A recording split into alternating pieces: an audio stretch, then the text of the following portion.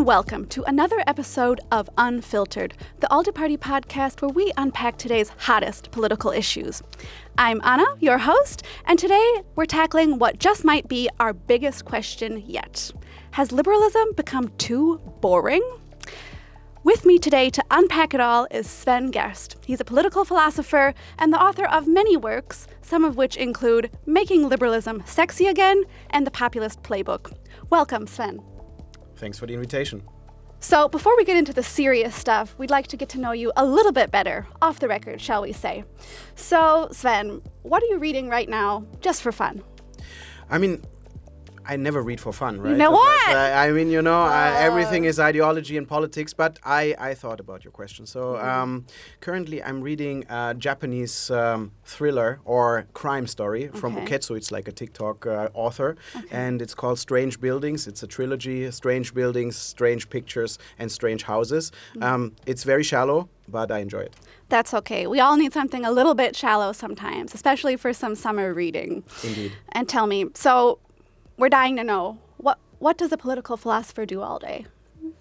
I mostly sit and think. Mostly Sometimes sit I and lay think. and think. But Is it very poetic looking? No, it's very desperate looking. But Very in the end, desperate looking. I'm paid to think. Paid to think. That sounds great. Yeah. Okay, and my last warm-up.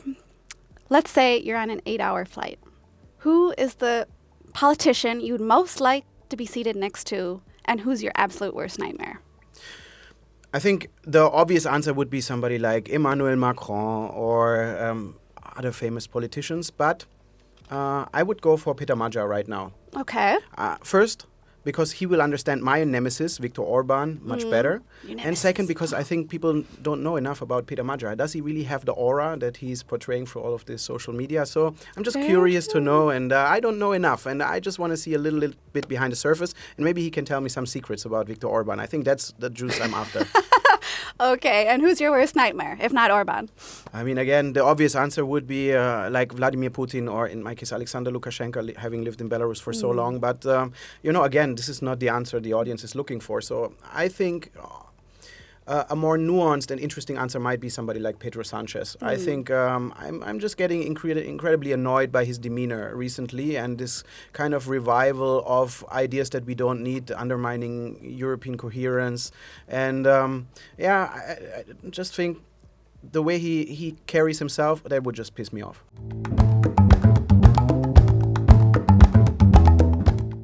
So, Sven, the title of this episode is Liberalism Too Boring?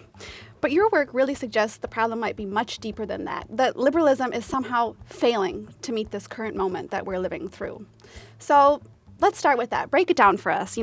What makes a political ideology exciting in the first place, and where is liberalism falling short?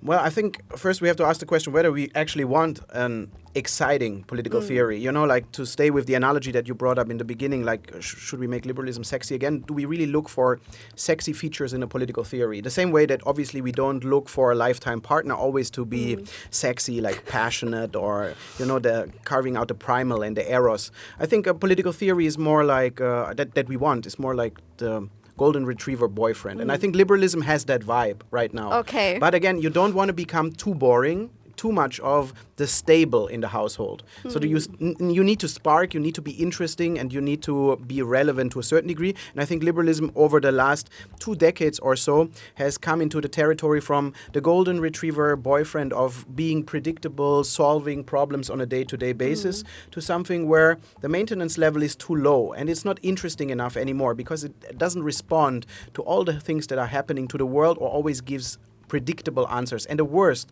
I think, for political theory is to give predictable answers to things that are new to people and where they expect, here's something interesting, here's something new that we can try. Okay, so then I see where you're going with that, but then would you say liberalism has become a victim of its own success in a way? Yes, obviously any ideology or any political order that stays in place for too long forgets the challenges. You know, if it's not challenged enough, it doesn't develop. And I think that happens to liberalism to a certain degree. If I asked you, who are the most interesting liberal thinkers of our current day?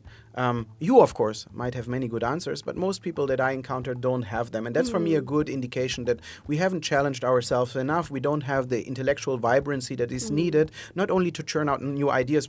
I mean, of course, I focus on the philosophical part because that's what I'm interested in. But even in public policy, there is not enough interest and new stuff. It's very predictable in that sense. You know, you ask a liberal politician what they think about proposal X, and you will immediately know what they will answer, right?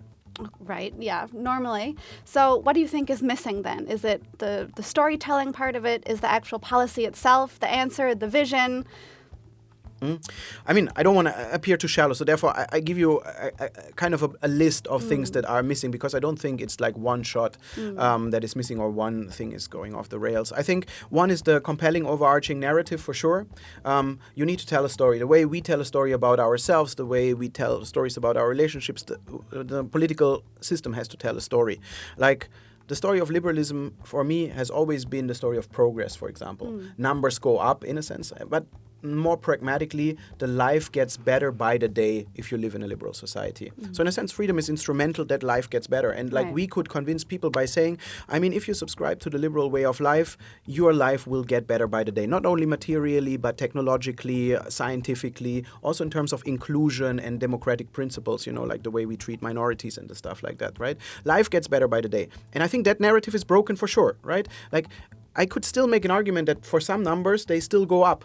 But overall, do you have the sense that life got better over the last 10 years? If I ask Gen Z, they would say no, because they can't move to the capital city, and you know that's a marker of betterment to a certain degree. They are not looking towards the future. We have a generation that is not optimistic about the future, so that kind of narrative is broken, and we need to either go back and say, like, this is our core priority, numbers go up, life gets better by the day, progress, unleash that. So that's the narrative part.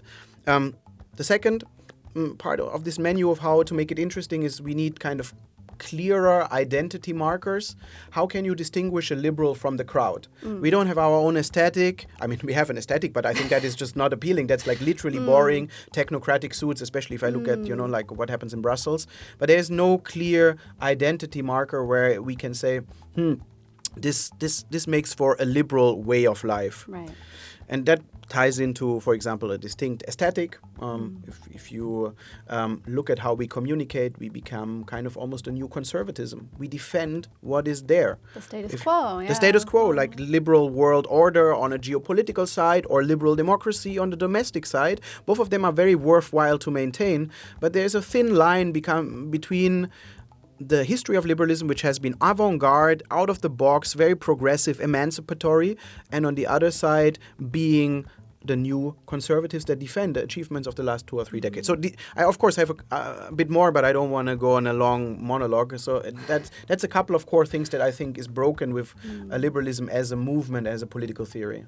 No, but I think you make some great points about, you know, what's our identity, and are we embracing the status quo or defending that, or looking towards something new, towards progress. And what we've seen in your work is that you very much argued that the old left versus right divide is completely dead. That map no longer explains our politics today. So that's fair enough. How does it look now to you? Yeah, I mean, that's a great springboard from the comments that I just made, where I think we have become too stagnant, and therefore we didn't even see all the rivals and map them properly. I think too many liberals, especially classical liberals, and that's a camp I would count myself in, right? Like, they would say our main enemy are the leftists, the socialists, so to speak. But I think, you know, socialism or the left-right divide has fundamentally changed over the last 2 decades or so. Right now we have a Donald Trump that is not left-wing per se, but he does left-wing policies like protectionism, industrial policy, you know, classic stuff that we know from the old socialist vibe. But the new populists, which I would cluster as one of the core quadrants in this new realignment, they have features that are so distinctively illiberal that we can't just classify them as left or right, but they are the illiberal bloc. And I think that should be our main target. And we should get rid of the vocabulary of like the right wing, the left wing, the socialists and the like. So what about something like an open society or closed society? Does that fit it a little bit better? Yeah, I think because the material questions are always important, but right now in the last 2 or 3 decades, we saw questions of identity becoming the seminal issue. And so Steve Davies, that I greatly value and recommend to all the listeners, his book on the Great Realignment, he would argue that questions of identity have become to the forefront of political discourse, and that shaped the main division lines or the main dividing lines in society. They have been in the past about the systems of economic order, socialism versus capitalism, and on civil liberties, more progressive or less. And today, the economic order still plays a big role, but it's more on globalization, and the second layer is fully on identity. That's why questions of global institutions, globalization, also migration play a much bigger role, or cultural change for that matter. Like that's why the culture war and all this woke versus anti-woke plays a big role. So these are new division lines, you know, the older paradigms are gone, and now the new division lines are around identity and globalization, I would argue. Okay, but then it doesn't make sense for liberals to position themselves as kind of this like sensible center between left and right. So then how do we carve out a unique identity on this new map? Where do we stand? I think we have become much more relevant in the new realignment because it's literally the big blocks, the open society versus the closed society. I think you phrased it perfectly. And that is not like socialism versus capitalism and we are somewhere in the center in between, you know, like that was a role of liberals in the past, especially in my home country in Germany, where we were kind of the kingmaker between the social democrats and the Christian democrats. But that paradigm is gone. And I think the liberals need to position themselves as the anti-populists because that's their natural rival bloc. Populism emerged as a force against liberalism, and we need to fully embrace the anti-populist stance. If you look at the D66, what did Robiette do? I mean, besides all the great campaigning and the abundance and like, you know, we build 10 new cities and we get it done and stuff. I mean, the positioning of the D66 was we are the clearest cut opponent to Geert Wilders. Right. And liberals will succeed if they position themselves like that in the new realignment system. That's a great point, Sven, because I think sometimes maybe we, as liberals, we take for granted that people would naturally choose openness, democracy, free society, and pluralism. But D66 did so well because they had a clear, distinct identity as something different and the positive force for the future. Yeah. How do we avoid everyone else becoming complacent?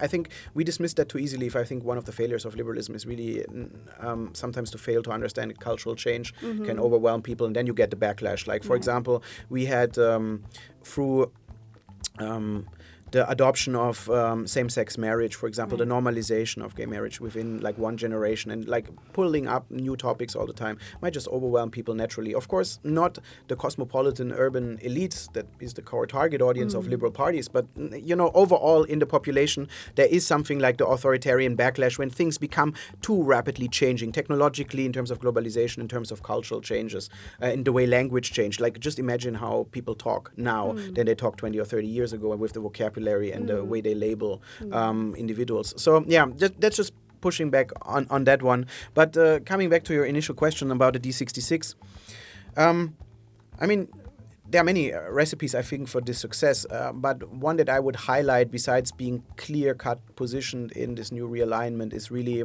giving a positive, grand vision of the future. And I think that is much needed when you want to play a liberal narrative. The world gets better, and like get it done. Think ambitious.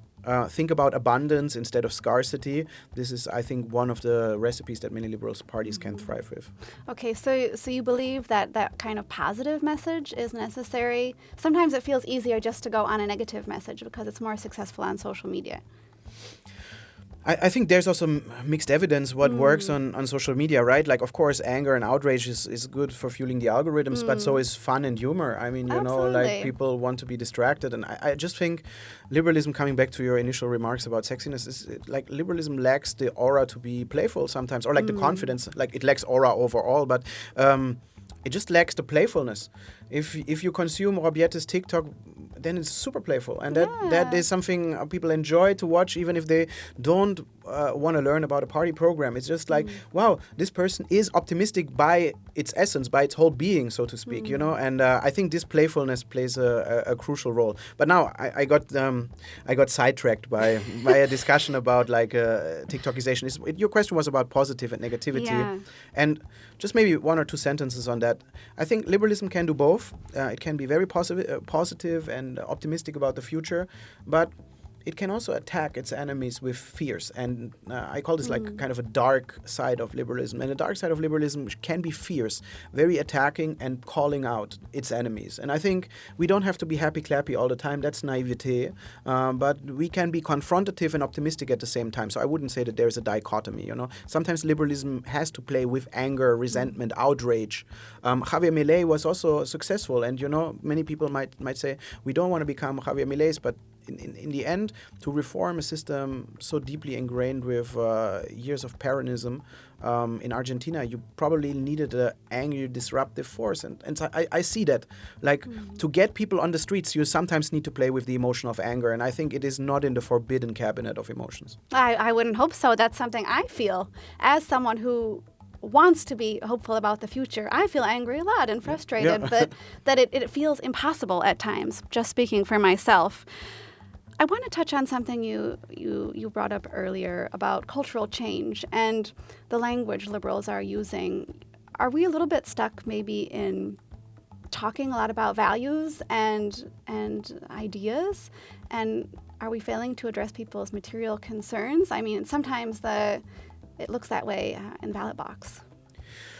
I think, you know, people love when other people talk about their values and their ideas. I wouldn't dismiss that, but obviously I'm biased. Like I'm a philosopher. That's like just my job, you do right? Talk about ideas, yeah. But like, because I've heard this for too many times. Like, oh, we need to like come with solutions instead of like philosophical abstractions. But I see differences, right? Like sometimes the grand vision, the grand big ideas can mobilize people, and the technocratic reform nobody cares about. You know yourself how many people actually read a manifesto. They don't, right? Yeah, so in order to create a vibe, you need, and you know, vibe is a wonderful word because it is so esoteric, right? You don't really know what it means, but you know what it means.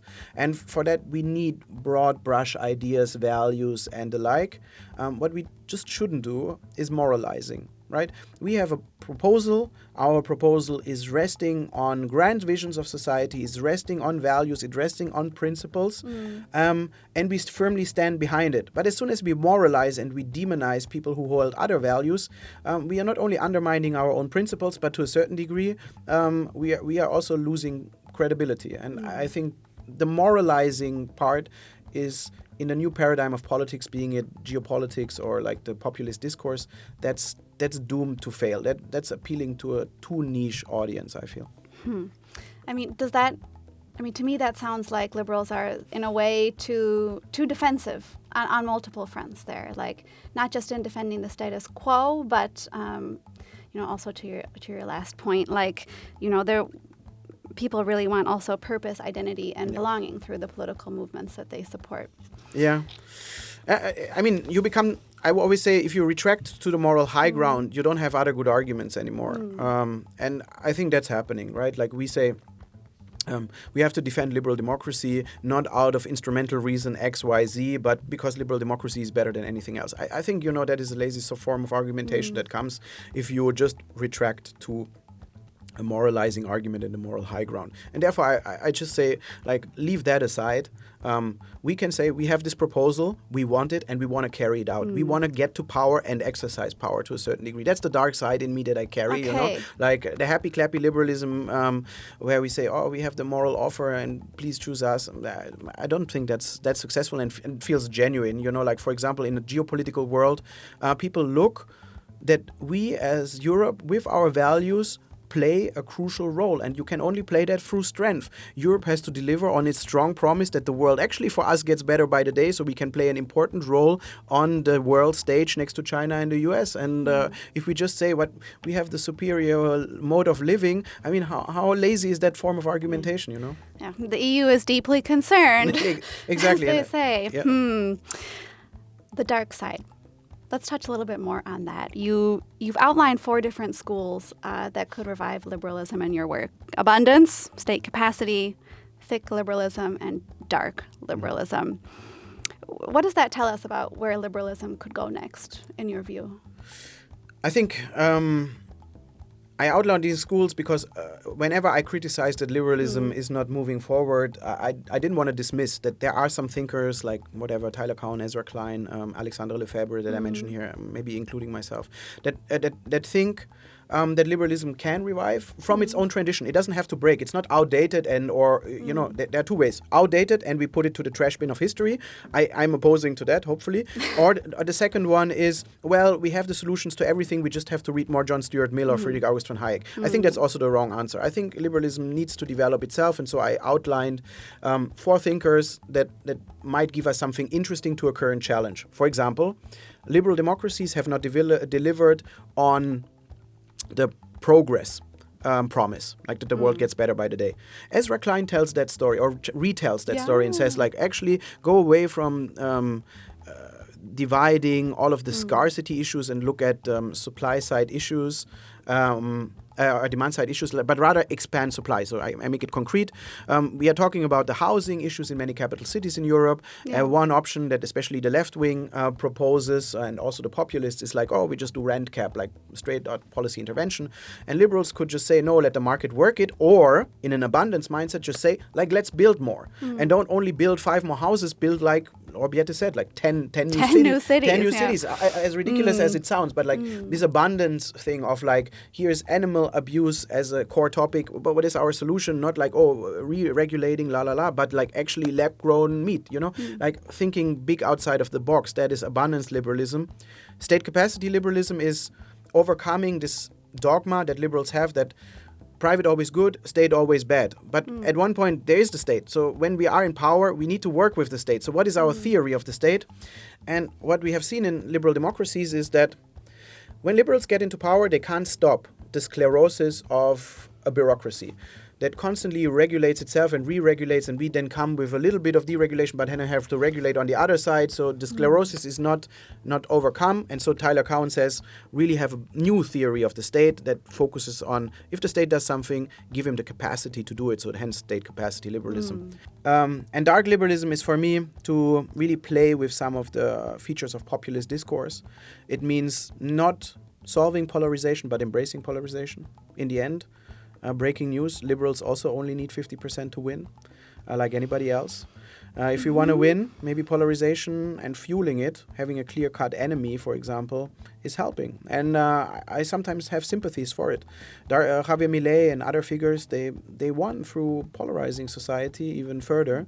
And I think in modern societies, maybe polarization is just a feature of it, and we can embrace it. And second, it's not only about polarizing, it's also about when we have power, we should embrace power. Like, we are now in power, we exercise it. And that might come as puzzling or like frightening to some happy-clappy liberals.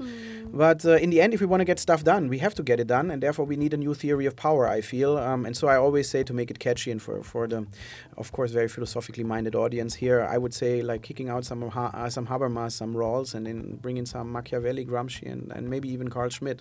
So the dangerous figures, bringing them into the liberal canon and adjusting it maybe for our own purposes. That's the dark side. Okay, well, call me happy clappy, but you've certainly given me some food for thought. I'm definitely puzzled and caught on camera being very puzzled, but thank you so much, Sven. And I keep it esoteric to have the mythical side of it being intriguing. Well, why else are we having a philosopher on the show after all? But now I think it's time to move from the dark to the light. So, ready for a little bit of a game. Okay.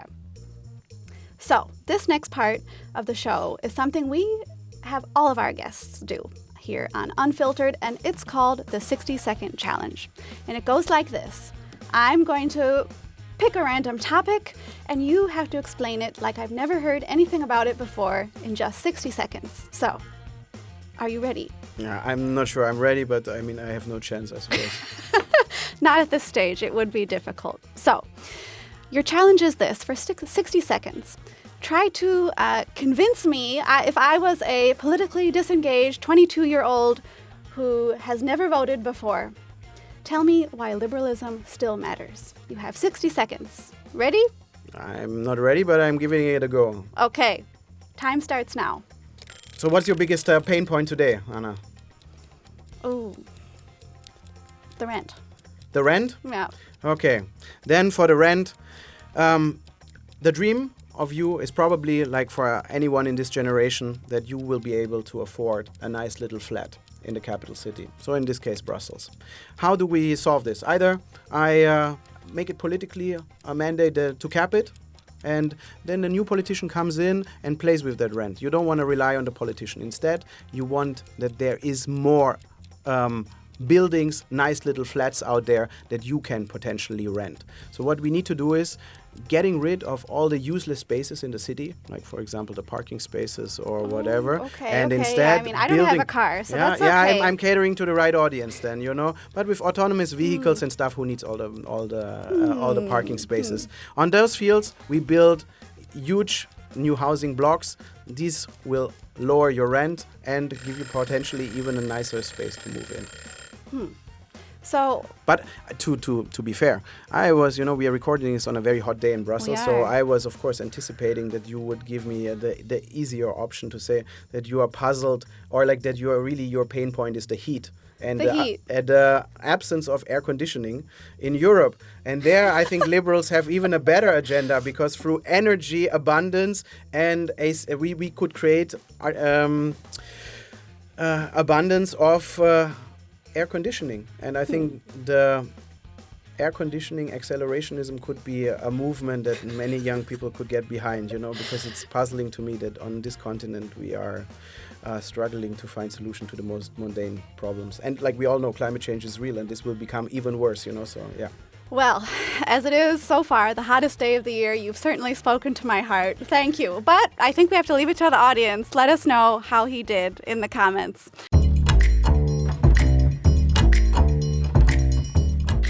All right. Last but not least, we'll wrap up with our now infamous Hero or Zero. It's another challenge, and it works like this. I'm going to show you 2 photos of people who have been in the news lately, and you have to decide which one is the hero and which one is the zero. And of course, explain. So, all ready? Nothing can surprise you at this point. So, your people are, speaking of populists, Marine Le Pen and the Chancellor, Friedrich Merz. So, who's the hero and who's the zero? And explain, of course. I mean, I just can't. This is just rage bait at this point, like especially to a German. Who's counting? All right. I mean, I take the rage bait. I mean, I cannot say that Friedrich Merz is a hero. I cannot obviously say, although you know my stance on the dark side, that Marine Le Pen is a hero.